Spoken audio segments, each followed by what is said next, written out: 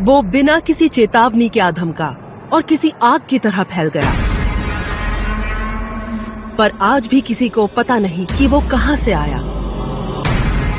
2019 में आया novel corona virus काफी अलग था, क्योंकि वो बड़ी आसानी से हमारे बीच फैल रहा था और बहुत तेजी से भी। वुहान में खोजा गया वो पहला केस था जो पिछले साल चाइना के होबे प्रोविंस की राजधानी में मिला था। वायरस से अब तक 1200 लोगों की मौत और दुनिया भर में 45,000 लोग इससे प्रभावित हुए हैं और ये गिनती तेजी से बढ़ रही है। हर एक व्यक्ति जो इससे संक्रमित हुआ है, उसे देख के ऐसा ही लगता है कि इसके पीछे 3 से 4 और लोग संक्रमित हुए होंगे। चाइनीज न्यू ईयर का पहला दिन काफी गड़बड़ी वाला था। दूर दूर से काफी लोग आए हुए थे और वो काफी परेशान थे। वुहान और आस पड़ोस के शहरों से सारी आवाजाही बंद कर दी गई है, वायरस को फैलने से रोकने की जोरदार कोशिश के तहत। कुछ 6 करोड़ निवासियों को बाहरी दुनिया से अलग कर दिया गया है। मैं बस रो रही थी क्योंकि मैं बहुत परेशान थी। महामारी जरूर बहुत बढ़ गई होगी, जिससे वुहान शहर को बंद कर दिया गया। ये नोवेल कोरोना वायरस असल में है क्या? क्या इस बेहद संक्रामक बीमारी को रोका जा सकता है?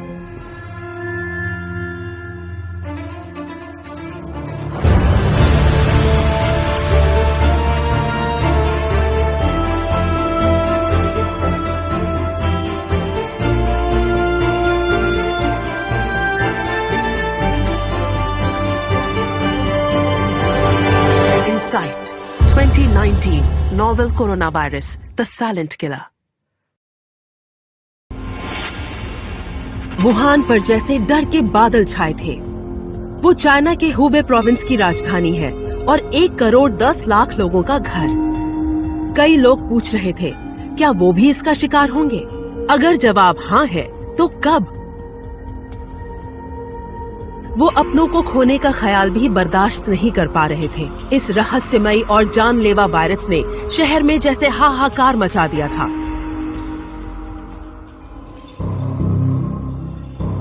कोरोना वायरस ने मात्र 2 महीने के भीतर 1200 लोगों की जानें ली हैं। इस बीमारी से हजारों लोग प्रभावित हो गए, बहुत तेजी से और काफी संख्या में। और यही बात इस भयानक महामारी के डर को बढ़ा देती है। 2019 का नोवेल कोरोना वायरस बिल्कुल अलग है। हमें सार्स का तो पता है, और सच कहें तो हमने सार्स को दुनिया भर में 6 से 9 महीनों में काबू कर लिया था, जो कि एक बहुत बड़ी उपलब्धि है। और अगर आप संख्या देखें तो कुछ 8,000 से 10,000 लोग प्रभावित हुए होंगे और उससे निपटने में कई महीने लग गए। पर अगर हम 2019 के नोवेल कोरोना वायरस की तरफ देखें तो हमें नजर आता है कि बहुत से आंकड़े जल्दी जल्दी सामने आ रहे हैं, वो भी बस 1 महीने में। ये सभी दिसंबर 2019 के सर्दी के मौसम में शुरू हुआ।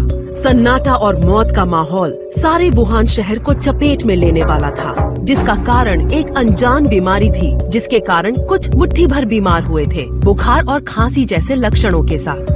वुहान में शुरुआत बड़ी ही अजीब तरह की बीमारी से हुई और क्लिनिकल टॉप कंडीशंस के मुताबिक हम इसे अटिपिकल वायरल या अटिपिकल निमोनिया भी कहते हैं। हमारे पास जब कोई मरीज बुखार या खांसी, हाथ पैर में दर्द जैसे सामान्य लक्षण लेकर आता है तो वो लगभग फ्लू जैसी बीमारी लगती है। पर आपको पता चल जाता है क्योंकि कोई गड़बड़ जरूर है, क्योंकि छाती के एक्सरे में वो नजर आती है।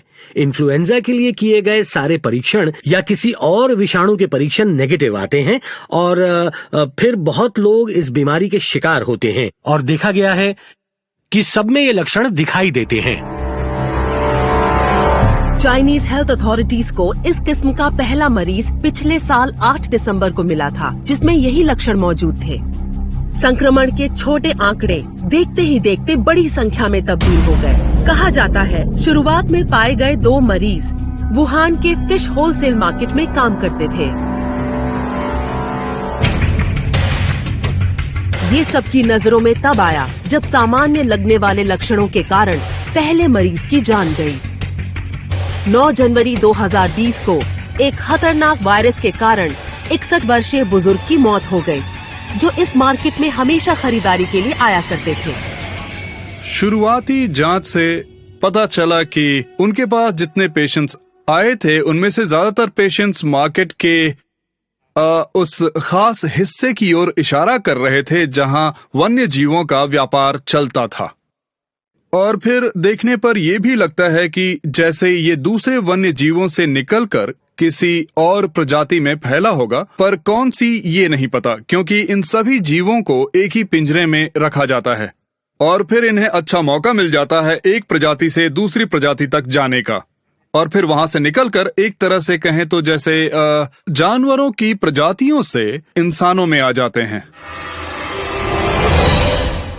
चाइना ने वर्ल्ड हेल्थ ऑर्गेनाइजेशन को वुहान में फैले इस खतरनाक वायरस के बारे में 31 दिसंबर को आगाह कर दिया। 29 जनवरी को जब तक WHO इस वायरस को ग्लोबल इमरजेंसी करार दे देता, तब तक ये वायरस चाइना के 31 प्रोविंसेस में फैल चुका था और एशिया, यूरोप और उत्तरी अमेरिका के 20 से भी ज्यादा देशों में फैल चुका था। जब आपको इसके बारे में पता चलता है और उसे देखते हैं तो लगता है जैसे ये पहले हो चुका है। ये वाकई में बिल्कुल सार्स जैसा लगता है जो हमने सन 2003 में देखा था, जहां केसेस बढ़ते ही चले जा रहे थे और फिर अचानक केसेस का जैसे विस्फोट हो गया। हाल ही में हुआ नोवेल कोरोना वायरस विस्फोट 2002 के सार्स एपिडेमिक से काफी मिलता जुलता है। सालों पहले सार्स ने सारे इलाके को तबाह कर दिया था, 8000 लोगों को प्रभावित किया था और 774 लोगों की जानें गई थीं। जब उसे पहली बार खोजा गया, चाइनीज हेल्थ अथॉरिटीज ने उसके सार्स होने से साफ मना कर दिया, जो 2002 का सीवियर एक्यूट रेस्पिरेटरी सिंड्रोम था। इसके बाद की गई खोजबीन से पता चला कि ये महामारी कोरोना वायरस के कारण है, जिससे सार्स कोरोना वायरस की तुलना में 76% जेनेटिक समानताएं हैं। सिर्फ फर्क ये है कि सार्स की तुलना में ये कम जानलेवा है, पर बहुत तेजी से फैलता है। हर एक व्यक्ति जो इससे संक्रमित हुआ है, उसे देख के ऐसा ही लगता है कि इसके पीछे 3 से 4 और लोग संक्रमित हुए होंगे। तो अगर आपको 6000 लोग बीमार नजर आते हैं तो असलियत में कम से कम 20 से 30,000 लोग बीमार हो सकते हैं। ये बहुत ही सामान्य अनुमान है, क्योंकि ये आंकड़े इससे कई गुना ज्यादा भी हो सकते हैं। 2019 का कोरोना वायरस बिल्कुल अलग है, क्योंकि वो बड़ी आसानी से हमारे बीच फैलता है और बीमार करता है। हमारे सिर्फ संपर्क में आने से या बात करने से ये बीमारी फैलने का डर लगा रहता है, जो सार्स में नहीं था। शुरुआती स्टडी से ये पता चला है कि वायरस का इंक्यूबेशन पीरियड, यानी कि संक्रमण होने के समय से संकेत और लक्षण दिखने तक तकरीबन 5 से 7 दिन का वक्त लगता है। ऐसा लगता है कि मरीज दूसरों को इन्फेक्ट कर सकते हैं जब वो एसिम्प्टोमेटिक हो, मतलब जब उनमें बीमारी के कोई भी लक्षण दिखाई न दे रहे हो। एसिम्प्टोमेटिक इन्फेक्शन और माइल्ड इन्फेक्शंस तो हम देख ही रहे थे। अब हम ऐसे लोग भी देख रहे थे जो इंक्यूबेशन पीरियड के दौरान भी बीमारी फैला सकते थे। सार्स के बारे में हालात कुछ अलग थे, जिसमें संक्रमण की गति कम नजर आती थी। Infectious disease specialist doctor Liang हो नाम इस खतरनाक वायरस से भली भांति वाकिफ हैं। वो भी तो कुछ समय पहले एक सार्स पेशेंट थे। इस वायरस से वो 2003 में बीमार हुए थे, जब वो एक महिला मरीज का इलाज कर रहे थे, जो हांगकांग से हवाई सफर करके सिंगापुर आई थी। सार्स के मरीजों से बीमारी का खतरा शुरुआती 7 दिनों के बाद सबसे ज्यादा होता है। दूसरे शब्दों में कहें तो अगर मैं बीमार हो जाता हूं और मैंने अपने आप पर पहले 7 दिनों में इलाज कर लिया, तो मैं इस बीमारी को फैलने से रोकने में कारगर साबित हो सकता हूं। पर 2019 में आया नोवेल कोरोना वायरस बिल्कुल अलग है। आप इसे सामान्य दिखने वाले लोगों में भी पा सकते हैं, और ये चाइना के मिनिस्टर ऑफ हेल्थ ने मान लिया था कि ये असिम्प्टोमेटिक व्यक्ति, जो व्यक्ति दिखने में सामान्य लगता है, वो भी दूसरों में ये बीमारी फैला सकता है और हमें 7 दिनों तक रुकने की भी आवश्यकता नहीं है। जब वे लक्षण दिखने लगेंगे, बीमारी दिखे इससे पहले से ही फैलने लगती है। इससे वायरस को बड़े पैमाने में फैलने का मौका मिल जाता है और इसी कारण हम लोग वायरस का इतने बड़े पैमाने पे फैलाव देख रहे हैं, जो वाकई ही बहुत चिंताजनक है। कोरोना वायरस कई प्रकार के प्राणियों की प्रजातियों में पाया जाता है, जैसे कैमल, कैटल, सिविट कैट्स और बैट्स। कभी कभी वायरस स्ट्रेन्स बदलते हैं और जानवरों से इंसानों में फैलने लगते हैं। ये तरीका 2002 में आए सार्स में देखा गया था। 2012 में मध्य पूर्व के रेस्पिरेटरी सिंड्रोम या मर्स में और अब 2019 में नोवेल कोरोना वायरस में। जैसे सोचा था वैसे ही बीमारी के फैलने का कारण सामने आया। उसके बाद वुहान का सी फूड मार्केट बंद कर दिया गया, जो कानूनी और गैर कानूनी व्यापार और अनोखे वन्य जीवों के सेवन का केंद्र था। पिंजरे कभी बदले नहीं जाते और गंदगी के कारण बीमारी फैलती है। ये खतरनाक वायरस के निर्माण की जगह बन जाती है, जो कि प्राणियों में फैलती है और दूसरे दिन मनुष्यों में, जो इन प्राणियों के ठीक संपर्क में आ जाते हैं। एक दिन सही बदलाव होगा जिससे मनुष्यों में रिसेप्टर सही बैठ जाएगा और इसके कारण एक मनुष्य में बीमारी फैलना शुरू हो जाएगी। पर ऐसा कौन सा प्राणी या कौन सा रिजर्वॉयर था जिसकी वजह से ये बीमारी फैली है? अब ये सब जानने में हमें कुछ और समय लगेगा। हमें सास को समझने में भी कुछ वक्त लगा था। अगर मुझे ठीक से याद है तो 10 महीने लगे थे, तो अब ये कुछ समय तक चलता रहेगा। हालात बहुत जल्दी बदल रहे हैं। इस वक्त वायरस ताकतवर होते जा रहे हैं। बीमारों की संख्या और ज्यादा बढ़ने वाली है। इसलिए हमें बस मानसिक तौर पर तैयार रहना होगा, क्योंकि ये सार्स से भी भयानक हो सकता है। सामान्य लोगों की इस पर प्रतिक्रिया क्या है? डॉक्टर्स और नर्सेस इससे कैसे निपट रहे हैं? हमारी नर्सेस ने पूरे दिन कुछ भी खाया पिया नहीं था। मैं चिंता करती रही और जब मेरी आंख खुली और मैंने खबरें देखी कि वुहान को बंद कर दिया गया है, तब मैंने उसी समय अपनी माँ को फोन लगाया। जिस पल मैंने उनसे बात करनी शुरू की, तब से वो बस रो ही रही थी। उन्हें बहुत गहरा सदमा लगा था।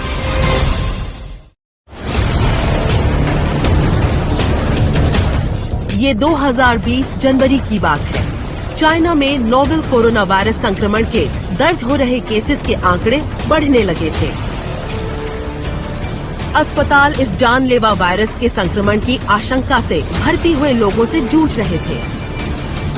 संसाधनों का पूरा उपयोग किया जा रहा था, क्योंकि बुखार और सांस लेने में तकलीफ हो रहे मरीजों की संख्या में लगातार बढ़ोतरी हो रही थी। नर्स होने के नाते हम जिम्मेदारियों से भाग नहीं सकते। उस दिन हमने हमारी शिफ्ट पे कुछ भी खाया पिया नहीं था। पूरा दिन हम मरीजों की देखभाल कर रहे थे। सभी मेडिकल स्टाफ ने हमारी चाइनीज न्यू ईयर की छुट्टियां रद्द कर दी हैं और हम रोज काम में जुट गए हैं। मैं खुद दिन में 10 से 12 घंटे से भी ज्यादा काम कर रहा हूं, पर हम डॉक्टर्स के लिए ये कोई बड़ी बात नहीं है, क्योंकि हम लंबी शिफ्ट्स में काम करने के आदी हैं। इस समय तक नोवेल कोरोना वायरस के केसेस मुख्य केंद्र से दूर चाइना के मुख्य शहरों तक पहुंच गए थे। उत्तर में बेजिंग और दक्षिण में शेंचन।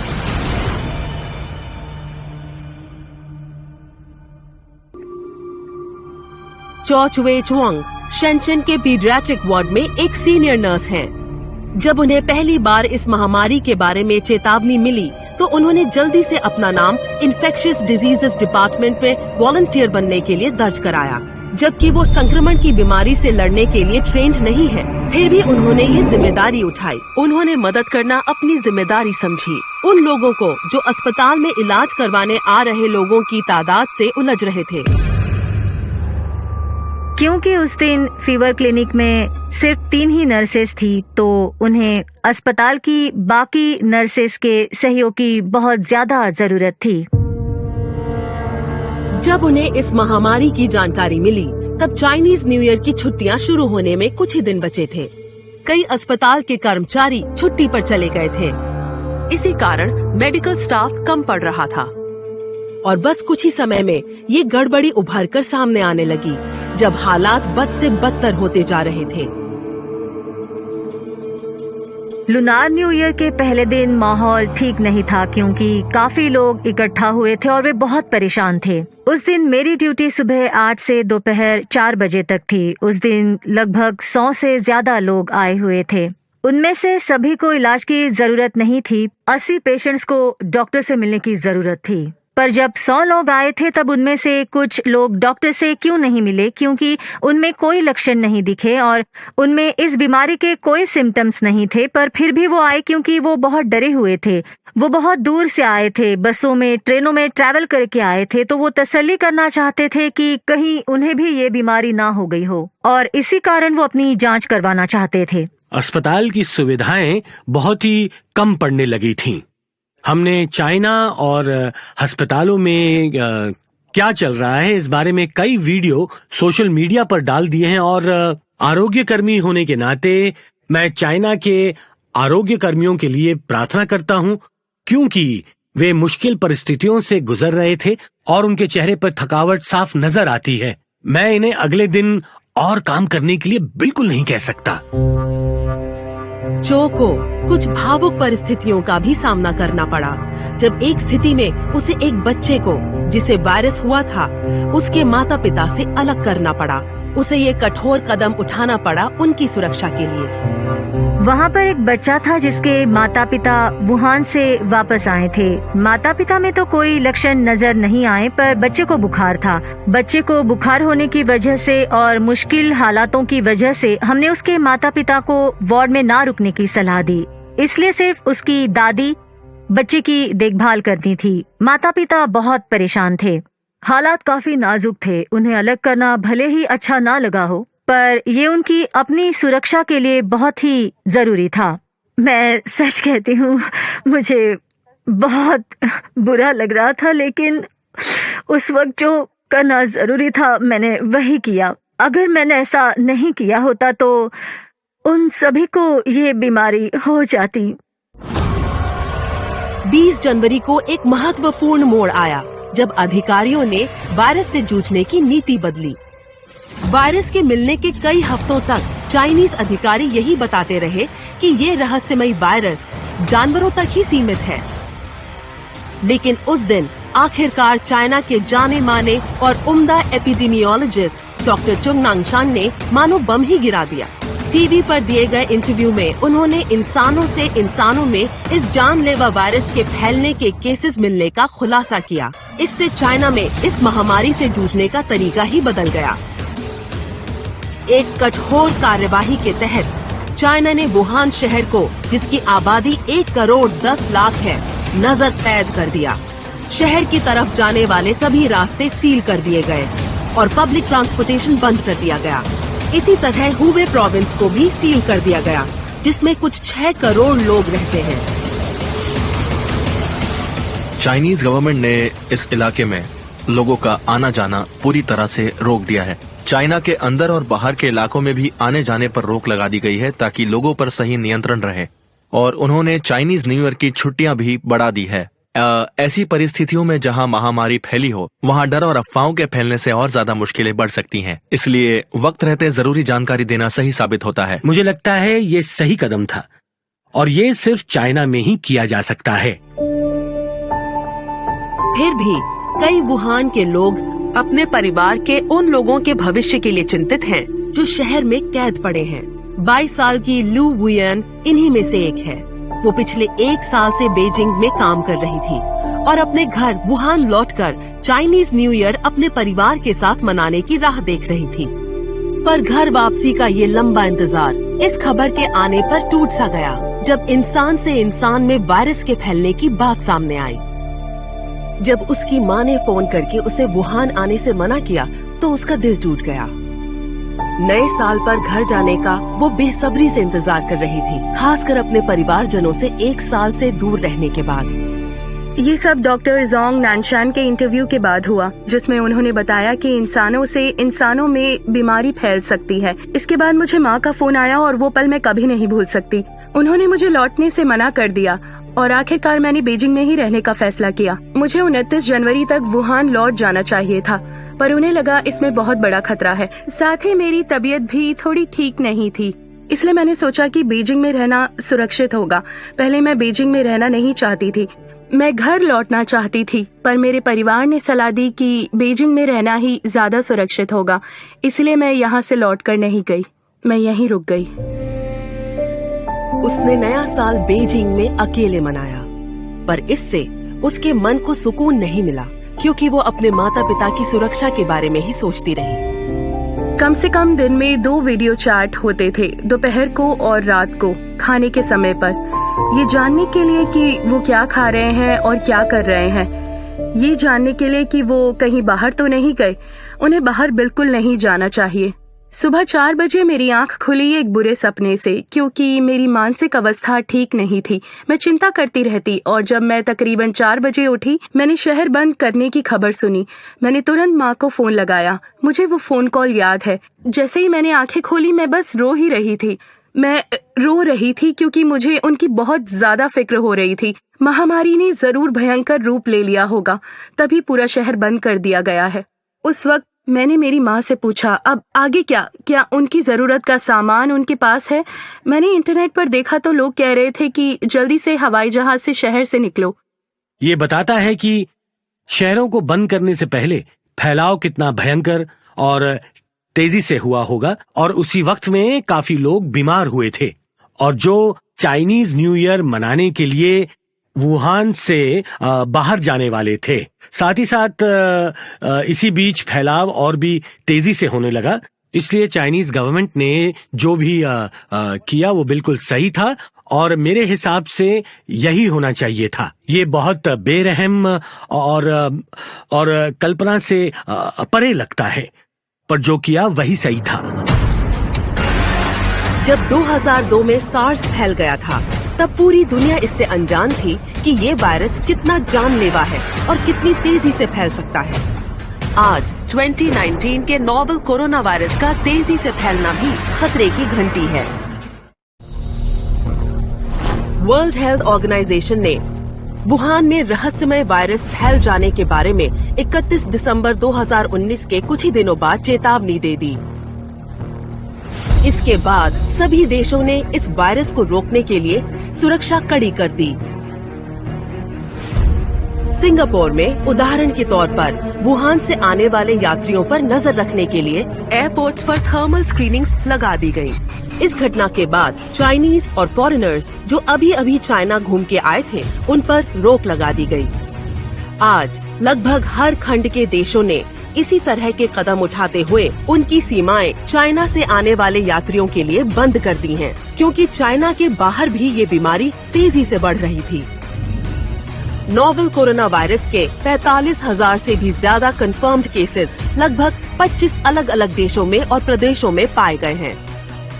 वैसे तो कई मुश्किलें हैं, पर सबसे बड़ी मुश्किल ये है दुनिया भर में हो रही यात्रा।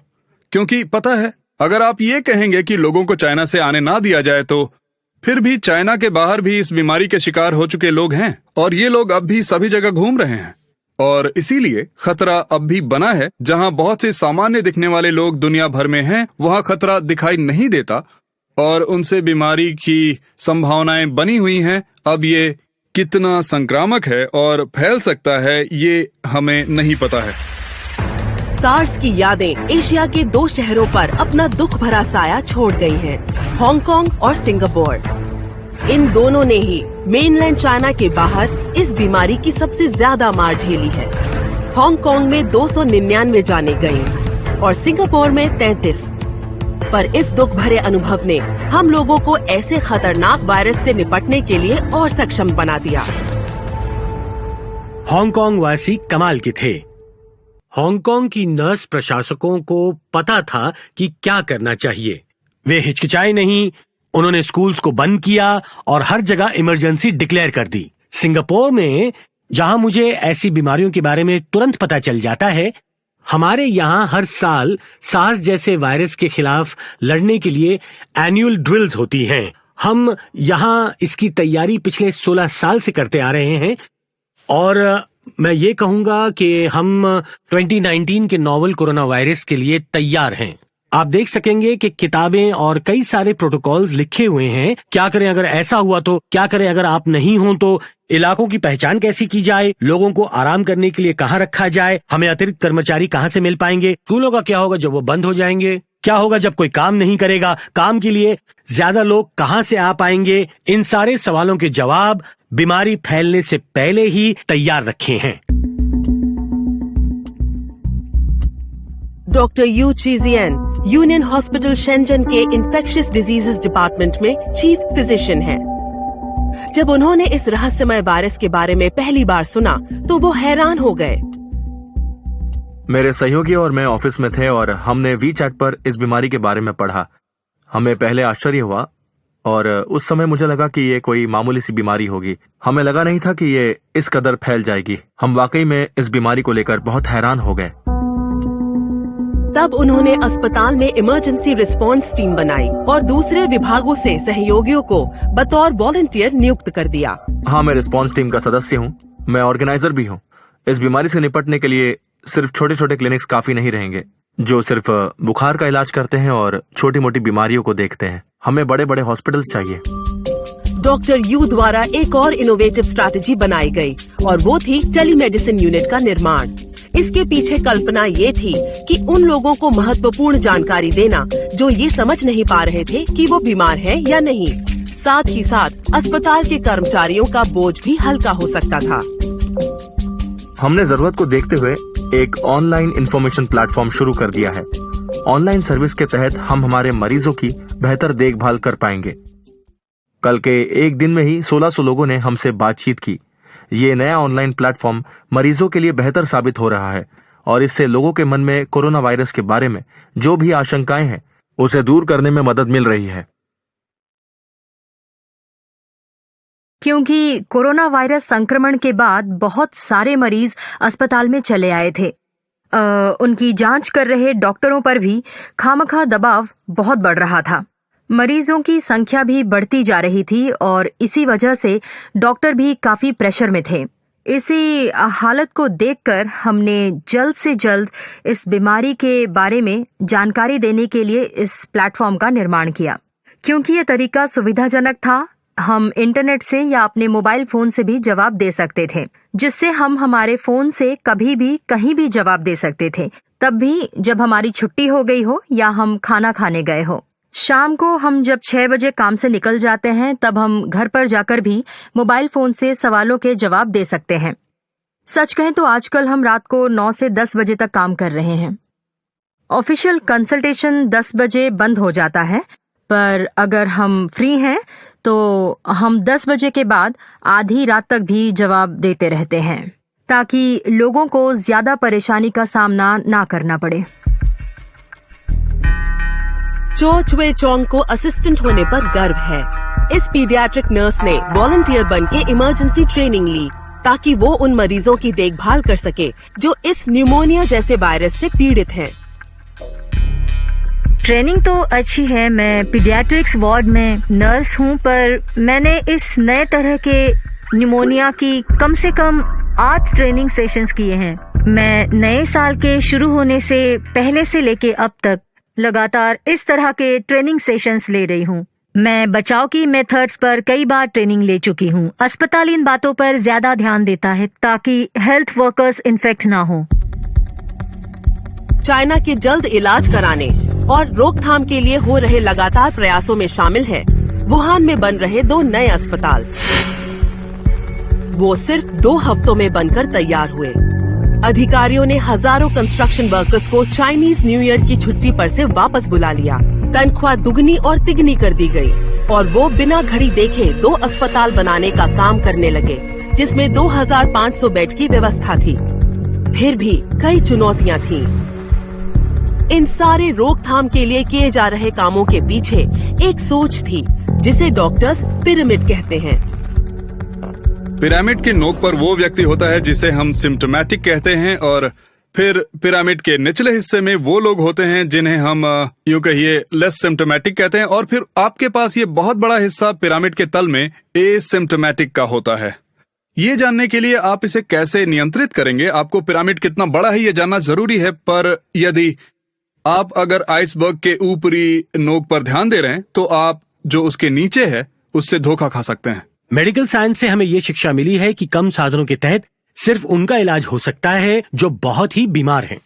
जो बहुत ही बीमार हैं और अस्पतालों में भर्ती हो गए हैं वो असल में पिरामिड के नोक पर हैं, और हम फिलहाल यही 10-20% पेशेंट्स को देख रहे हैं, और बाकी के 80% को हम देख भी नहीं रहे, इलाज नहीं कर रहे, हम उन्हें अलग नहीं रख रहे, उल्टा हम उन्हें वापस भीड़ में भेज रहे हैं जहां वो औरों को फिर से संक्रमित कर सकते हैं, जो बहुत ही चिंताजनक है। जो हम देख नहीं पा रहे हैं ऐसा पिरामिड का एक बड़ा हिस्सा हो सकता है जो आसानी से दिख रहे हिस्से से 40 गुना बड़ा हो सकता है। ये सभी वायरस फैलाने वाली चलती फिरती दुकान है। वर्ल्ड हेल्थ ऑर्गेनाइजेशन के नोवेल कोरोना वायरस को ग्लोबल इमरजेंसी मान लेने के बाद देश के अंदर तेजी से प्रतिक्रियाएं आने लगी। वुहान आने और जाने वाली सभी उड़ानें और बड़ा हुबे इलाका बंद कर दिया गया, और लोगों को भी चाइना में जरूरत न होने पर यात्रा न करने की सलाह दी गई। Indonesia, Philippines, Japan, south Korea, New Zealand, France, Turkey और यूएस जैसे देशों में अपने अपने नागरिकों को वुहान से वापस लाने की होड़ मच गई, क्योंकि चाइना इस बीमारी को काबू में लाने के लिए संघर्ष करता नजर आ रहा था। क्या चाइना को इस बीमारी के लिए दोषी ठहराना सही होगा? 2003 के सार्स महामारी के दौरान भी सरकारों को 4 महीने लग गए दुनिया को इस संकट के भयानक रूप के बारे में बताने के लिए। बाद में उन पर जानकारी रोकने और छिपाने के आरोप भी लगे। अभी आए संक्रमण में भी सरकारों को ये जानकारी देने में लगभग 1 महीना लगा, जबकि पहला केस 8 दिसंबर 2019 में ही दर्ज हुआ था। 12 जनवरी तक चाइनीज साइंटिस्ट्स ने इस वायरस को नोवेल कोरोना वायरस का नाम दे दिया था, जो सार्स जैसा लगता है। तब से सरकार की तरफ से इसके नियंत्रण और इसे फैलने से रोकने के उपाय किए जा रहे हैं।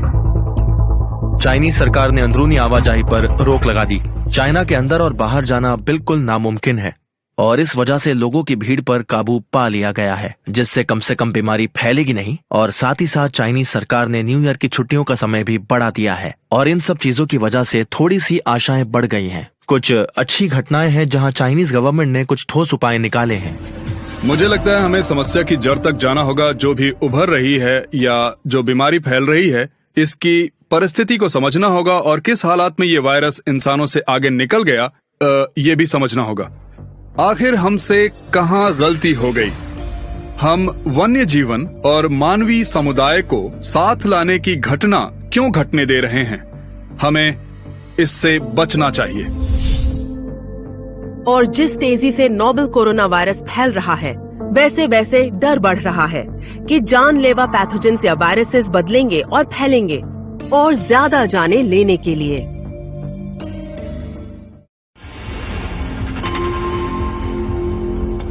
नोवेल कोरोना वायरस के पहले केस मिलने से अब तक 2 महीने से ज्यादा समय बीत चुका है। चाइना के ज्यादातर चहल पहल वाले शहरों के रास्ते ज्यादातर शांत और सुनसान हैं। ऐसा नजारा दिखना अब देश में आम बात हो गई है। जानलेवा कोरोना वायरस के फैलाव के बढ़ते डर ने भीड़ भाड़ भरे इलाकों को भूतिया जगहों में बदल दिया है। बहुत से लोग अपने घर के अंदर छिपकर बैठे हुए हैं। पार्क्स और मनोरंजन की जगहें बंद कर दी गई हैं। मैं हमेशा घर में ही रहती हूँ, ज्यादा बाहर नहीं निकलती। लियो की बातें मानो चाइना के आम लोगों का कहना है। वायरस के फैलने के डर से इन लोगों ने भीड़ भाड़ वाले इलाकों में घूमना फिरना बंद कर दिया है। सच कहूँ तो मैं बाहर गई ही नहीं हूँ, इसलिए मुझे पता नहीं। पर मैं एक बात बताना चाहूँगी कि जब मैंने अपनी माँ को फोन लगाया था तो उन्होंने कहा था कि वुहान की भाषा का प्रयोग बीजिंग में ना करें। जब भी मुझे फोन करो तो वुहान की भाषा में बात मत करना, हो सकता है वहाँ से गुजरने वाले लोग तुम्हारा मजाक उड़ाएं। वो काफी परेशान है उसके दोस्त और माता पिता की परिस्थिति देखकर। सभी जगहों से आश्वस्त कर दिए जाने के बावजूद उन्हें ये बात पता है कि वो सिर्फ इतना ही कर सकते हैं जिससे इस बर्बाद कर देने वाले वायरस से अपने आप को बचाया जा सके। मुझे लगता है वो काफी परेशान है, पर माता पिता होने की वजह से वो इस बात को मुझसे जाहिर नहीं कर रहे। मेरी घबराहट और चिंता मेरे दोस्तों के कारण बढ़ जाती है। उनमें से कुछ लोगों की अभी अभी नौकरी लगी होगी और वो जल्दी घर चले गए होंगे, इसलिए वो अभी भी वुहान में ही होंगे, पढ़ाई या काम के सिलसिले में। इस वजह से हमारी बात सीधी और सच्ची होती है। वो मुझे बताते हैं कि वो कैसा महसूस कर रहे हैं। वहाँ बहुत ही निराशा और चिंता का माहौल है। वहाँ उन्हें टैक्सी तक नहीं मिल रही। पर मेरे माता पिता की बात करें तो वो हमेशा यही कहते हैं कि यहाँ सब कुछ ठीक है, सब सुरक्षित है, मुझे चिंता नहीं करनी चाहिए। पर मैं सच्चाई को अनदेखा नहीं कर सकती। सच्चाई ये है कि डर का माहौल वुहान के हर घर में फैला हुआ है। अधिकारियों के वायरस की रोकथाम के लिए की गई लाख कोशिशों के बावजूद मौत के आंकड़े थमने का नाम ही नहीं ले रहे हैं। इस बीच साइंटिस्ट की टीम वक्त के साथ चल रही इस दौड़ में एक वैक्सीन की खोज कर रही है जो इससे लड़े और बीमारी को फैलने से रोके। क्या ऐसा कुछ हो सकता है जिससे जल्दी ही इसकी वैक्सीन बनाई जा सके? अभी आए नोवेल कोरोना वायरस की एक अच्छी बात ये है कि हम हमारे पास उपलब्ध सार्स कोरोना वायरस वैक्सीन के ज्ञान का उपयोग कर सकते हैं और सभी सिद्धांतों का 2019 नोवेल कोरोना वायरस पर प्रयोग भी कर सकते हैं। उन्हें बस अब इतना ही करना है कि उसे डिजाइन करना है। डिजाइन करना तुलना में आसान है। इसे बढ़ाते समय बताओ कि वैक्सीन वही काम करेगी जिस काम के लिए वो बनी है। फिर इसके हजारों में प्रोटोटाइप बनाए जाएंगे ताकि ये सभी लोगों को एक बड़ी संख्या में दिया जा सके। पर बुरी खबर ये है कि एक्सपर्ट्स के मुताबिक नोवेल कोरोना वायरस के लिए वैक्सीन विकसित करने और बनाने में महीनों तक लग सकते हैं। वैक्सीन को उपयोग में लाने से पहले इसे कई क्लिनिकल ट्रायल से गुजरना होगा ताकि ये वक्त रहते बीमारी का फैलाव रोकने के काम आए। इसे आसानी से 9 से 12 महीने लग सकते हैं। हालांकि अभी भी वैक्सीन उपलब्ध है, इस समय भी है, पर भारी मात्रा में इसे बनाने के लिए कई महीनों का समय लग सकता है। हम लाखों करोड़ों डोजेस की बात कर रहे हैं, चाइना के, पूरे एशिया के और पूरी दुनिया के लोगों तक आसानी से पहुंचने के लिए, और इसमें समय तो लगेगा ही। इसी बीच आसानी से मिलने वाली वैक्सीन न होने के कारण तुरंत ही बचाव करने वाले उपाय जोर शोर से लागू करने होंगे। चाइना ने तब से अपने लोकप्रिय जानवरों के व्यापार पर रोक लगा दी है जब तक ये मसला हल नहीं हो जाता। इंटरनेशनल साइंटिफिक कम्युनिटी से भी लगातार दबाव बढ़ रहा है कि ये रोक हमेशा के लिए कायम कर दी जाए। मुझे लगता है ये कुछ जो सार्स के समय हुआ वैसा ही है, क्योंकि वन्य जीवों के व्यापार को देखिए तो पता है अगर तभी काफी चीजें कर दी गई होती 15 से ज्यादा 17 साल पहले, शायद जाने दीजिए, हम पीछे तो जा नहीं सकते हैं। इंसान और जानवर साथ साथ रहने के लिए नहीं बने हैं। इस तरह के वायरस वन्य जीवों में पनपते हैं। आप इंसान और वन्य जीवों को साथ लाने जैसी परिस्थितियां निर्माण करेंगे तो ऐसी स्थितियों में लंबे समय तक ये बात चलती रहेगी, और मुझे लगता है आप समझ ही गए होंगे कि हम नसीब को आजमा रहे हैं। हम वो हर चीज खाते हैं जो उड़ती है, तैरती है या रेंगती है, और जब आप इन प्राणियों को अपने डाइनिंग टेबल पर लाते हैं तब हम उनके साथ वायरस को भी न्योता देते हैं। हो सकता है आप खाना खाते समय ना देख पाते हों क्योंकि वो पकाते समय नष्ट हो जाते हैं, पर खाना बनाते समय खाना पकाने वाला, प्राणी लाने वाला, वो मार्केट जहां से प्राणी बिकते हैं, ये सब इस वायरस के रडार पर आ जाते हैं। हमने बिल्कुल यही देखा जब सार्स 2003 में आया था। 2003 में उन्हें पता चला था कि प्राणी रखने वालों में सार्स का फैलाव हो गया था। असली सार्स आने से पहले ही ये एक तरह से जन्म ले चुका था, जैसे उन्होंने सार्स के लिए रोग प्रतिकार शक्ति बना ली हो। और इसे रोकने का एक उपाय ये है जो चाइना की सरकार ने कर दिया है, वो है वन्य जीवों को खाने में शामिल ना करना। शायद हमें हमारे खान पान के बारे में फिर से सोचने की जरूरत है। पर जैसे जैसे वायरस को काबू में लाने का ये युद्ध बढ़ेगा, और भी अनजान सवाल खड़े होंगे जिनके जवाब हमें देने होंगे। उदाहरण के लिए, वायरस कितना जानलेवा है? ये कहाँ पैदा हुआ है? ये कैसे फैलता है? ये बड़ी तेजी से चाइना में फैल रहा कोरोना वायरस क्या भयानक महामारी का रूप ले लेगा? वास्तविकता ये है कि अब तक इस वायरस ने 1200 से भी ज्यादा लोगों की जानें ली हैं। मौत के आंकड़े सार्स को भी पार कर गए हैं। मरने वालों की संख्या और बहुत ही कम समय में पुष्टि किए गए केसेस, इन दोनों ही मामलों में। पर अब भी उम्मीद कायम है कि बुरा वक्त गुजर जाएगा।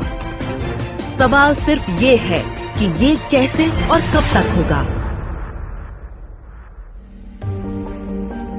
नोवेल कोरोना वायरस से चल रहे इस युद्ध में जो आमने सामने लड़ रहे हैं, इन्हें बीमारी का खतरा पहले के मुकाबले कई गुना ज्यादा है, क्योंकि बीमार लोगों की संख्या भी ज्यादा है।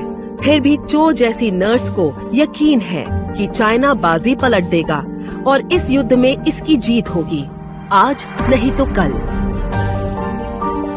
मुझे यकीन है क्योंकि रोकथाम के पूरे इंतजाम कर दिए गए हैं। फिलहाल हर कोई पब्लिक प्लेस पर जाते वक्त मास्क पहन रहा है, जिसमें अंडरग्राउंड, पब्लिक ट्रांसपोर्ट, सुपरमार्केट्स और कम्युनिटीज शामिल हैं।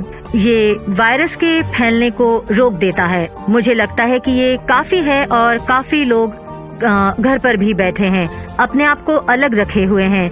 कई पब्लिक प्लेसेस, पार्क्स और मनोरंजन की जगहें बंद हैं। इस नजरिए से देखा जाए तो मुझे काफी यकीन है।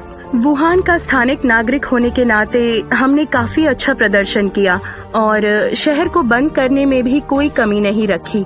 बाकी शहरों में, जैसे मैं जानती हूँ कि हेनन में, वो महामारी को काबू में लाने में कामयाब हो गए हैं। इसलिए मुझे लगता है कि सरकार ने रोकथाम के अच्छे उपाय किए हैं। मुझे पूरा भरोसा है और यकीन है कि ये लड़ाई हम हर हाल में जीत कर रहेंगे। आगे चलकर जब हालात ठीक हो जाएंगे, तब काफी विचार करना होगा। ऐसा लगता है कि जब तक इंसान जानवरों के करीब आते रहेंगे, तब तक भविष्य में ऐसी बीमारी के फैलने के आसार बनते रहेंगे। पिछले दिसंबर में जब से चाइना में इस वायरस ने हड़कंप मचा दिया है, किसी को ये पता नहीं कि ये दौर कब गुजरेगा और हालात काबू में कब आएंगे।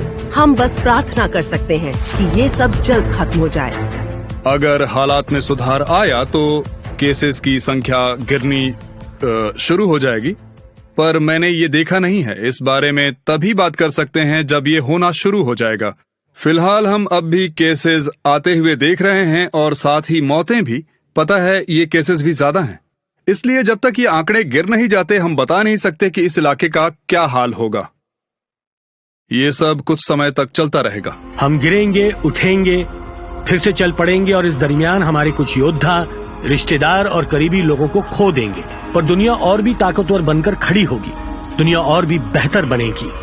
हम उन लोगों को याद करेंगे जो ये लड़ाई हार गए, और उनकी याद में हम ये परिस्थितियां फिर से दोहराने नहीं देंगे।